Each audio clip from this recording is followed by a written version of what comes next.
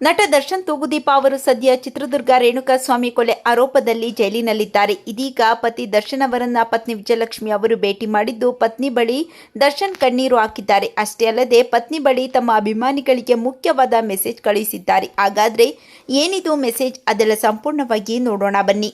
ಕಳೆದ ಡಿಸೆಂಬರ್ನಲ್ಲಿ ದರ್ಶನ್ಗೆ ನೀಡಿದ್ದ ಜಾಮೀನನ್ನು ಸುಪ್ರೀಂ ಕೋರ್ಟ್ ರದ್ದು ಮಾಡಿದ ಪರಿಣಾಮ ಮತ್ತೆ ಅವರು ಪರಪ್ಪನ ಅಗ್ರಹಾರ ಸೇರಿದ್ದಾರೆ.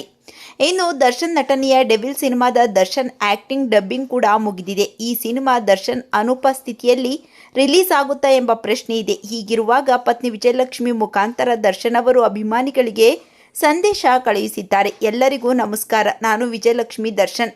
ನಿಮ್ಮ ಪ್ರೀತಿಯ ದರ್ಶನ್ ಅವರು ನಿಮಗೆ ಕಳುಹಿಸಿರುವ ಸಂದೇಶ. ಕನ್ನಡ ಕಲಾಭಿಮಾನಿಗೆ ಹಾಗೂ ನನ್ನ ಸೆಲೆಬ್ರಿಟಿಗಳಿಗೆ ಈ ನಿಮ್ಮ ಪ್ರೀತಿಯ ದಾಸನ ಶಿರಸಾಷ್ಟಾಂಗ ನಮಸ್ಕಾರಗಳು. ನನ್ನ ಸುಖದಲ್ಲಿ ಭಾಗಿಯಾಗಿ ಕಷ್ಟದಲ್ಲಿ ಬೆನ್ನೆಲುಬಾಗಿ ನಿಂತ ನಿಮ್ಮ ಪ್ರೀತಿಯ ಅಭಿಮಾನಕ್ಕೆ ನಾನು ಜೀವನ ಪರ್ಯಂತ ಆಭಾರಿ. ನಾನು ಎಲ್ಲೇ ಇದ್ದರೂ ಹೇಗೆ ಇದ್ದರೂ ನಿಮ್ಮಗಳ ಶ್ರೇಯೋಭಿಲಾಷೆಯನ್ನೇ ಬಯಸುತ್ತೇನೆ. ಪ್ರಸಕ್ತ ವಿದ್ಯಮಾನ ಏನೇ ಇದ್ದರೂ ನನ್ನ ನಂಬಿ ಕನಸು ಕಂಡಿರುವ ನಿರ್ದೇಶಕರ ಹಾಗೂ ನನ್ನ ಮೇಲೆ ಕೋಟ್ಯಾಂತರ ಹಣ ಹೂಡಿರುವ ನಿರ್ಮಾಪಕರ ಬೆಂಬಲವಾಗಿ ನಿಲ್ಲಬೇಕಾದದ್ದು ನನ್ನ ಆದ್ಯ ಕರ್ತವ್ಯ. ಹಾಗಾಗಿ ನನ್ನ ದಿ ಡೆವಿಲ್ ಚಿತ್ರದ ಎಲ್ಲ ಕೆಲಸ ಕಾರ್ಯಗಳು ಯಾವುದೇ ಅಡೆತಡೆ ಇಲ್ಲದೆ ಸಾಗಲಿ ಎಂಬುದು ನನ್ನ ಆಶಯ. ಹೀಗಾಗಿ ಅದಕ್ಕೆ ನನ್ನ ಸಂಪೂರ್ಣ ಸಹಕಾರವಿದೆ ಎಂದು ಈ ಮೂಲಕ ತಿಳಿಸುತ್ತಿದ್ದೇನೆ ಹಾಗೂ ಇದಕ್ಕೆ ನನ್ನ ಸೆಲೆಬ್ರಿಟಿಗಳ ಸಹಮತವಿದೆ ಎಂದು ದೃಢವಾಗಿ ನಂಬಿದ್ದೇನೆ. ಸಿನಿಮಾ ಒಂದು ಮನರಂಜನೆಯ ಮಾಧ್ಯಮ. ಅದನ್ನು ಕೇವಲ ಮನರಂಜನೆಯ ದೃಷ್ಟಿಯಿಂದ ಮಾತ್ರ ನೋಡಬೇಕು. ನಿಮ್ಮ ಪ್ರೀತಿಯ ದಾಸ ಅಂತ ಪತ್ರದಲ್ಲಿ